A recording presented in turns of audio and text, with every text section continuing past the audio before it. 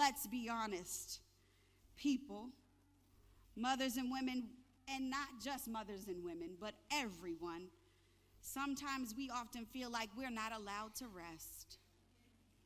We wear exhaustion like it's a badge of honor.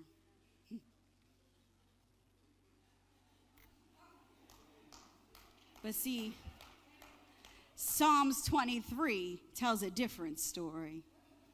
See, God doesn't push us, he leads us. And he led us first to being still.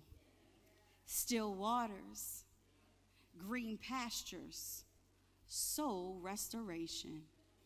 See, resting is not laziness, it's a divine strategy.